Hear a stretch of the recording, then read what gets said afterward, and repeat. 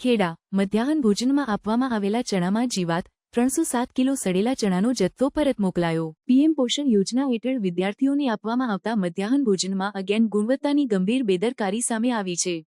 ખેડા જિલ્લાના મધ્યાહન ભોજનમાં આપવામાં આવેલા ચણાના જથ્થામાં જીવાત જોવા મળતા હલચલ મચી ગઈ છે।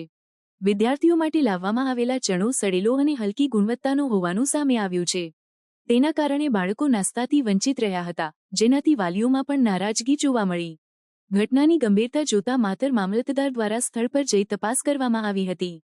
તપાસ દરમિયાન ચણાના જથ્થામાં જીવાત અને બેકાર ગુણવત્તાની પુષ્ટિ થઈ હતી। પરિણામે 307 કિલો ચણાનો જથ્થો પરત મોકલવાનો નિર્ણય લેવામાં આવ્યો છે। માતર મામલતદારે તાત્કાલિક વિદ્યાર્થીઓના નાસ્તા માટે વિકલ્પ વ્યવસ્થા કરવા પણ સૂચના આપી છે, જેથી વિદ્યાર્થીઓ ભોજનથી વંચિત ન રહે। ઉલ્લેખનીય છે કે આ સડો ચણાનો જથ્થો આણંદમાંથી ફાળવવામાં આવ્યો હતો।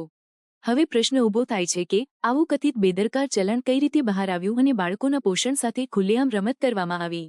તંત્ર દ્વારા આ મામલે કડક કાર્યવાહી કરવા અને ભવિષ્યમાં આવી ઘટનાઓ ફરી ન બને તે માટે જરૂરી પગલાં લેવા જોઈએ એવી પ્રબળ માંગ ઉઠી છે। राजेश कुमार रामसिंह सोलंकी रामदेसली आज चना आया है एना विषय શું કહેશો તમે? આ એમડીએમ મધ્યાહન ભોજનના ચણા આવ્યા હતા। હવે એ ચણા જ્યારે અમે વિતરણ કરતા હતા એમડીએમના સંચાલકોને એ વખત થોડા મહી કોઈક દાણો એવો નીકળ્યો કે કોણું હોય કે પછી મહી કોઈક જીવડું હોય એવું હતું। પછી એમને એ રીતે નહીં લઈ ગયા કે અત્યારે એમ નહીં લઈ ગયા એમ સંચાલકોને કોઈને આપ્યા નહીં। સ્કૂલોમાં જથ્થો બધો જમી રહ્યો। આ જે જથ્થો છે જે એની અંદર જીવાત છે તે હજુ સુધી આ કોઈ સ્કૂલોમાં આપવામાં આવ્યો હતો કે ના ના કોઈને આપ્યો નહીં। આ જથ્થો કેટલા દિવસથી અહીંયા હતો? આ લગભગ 15-20 દિવસથી।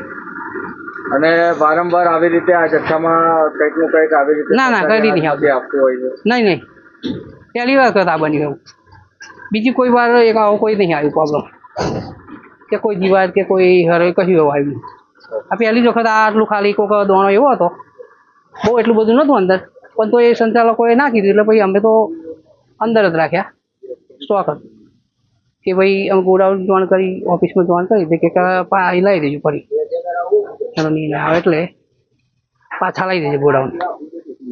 પ્રાર્થના સંદેશ ન્યૂઝની તમામ લેટેસ્ટ અપડેટ્સ માટે ચેનલને હમણાં જ લાઈક, શેર અને સબસ્ક્રાઇબ કરો।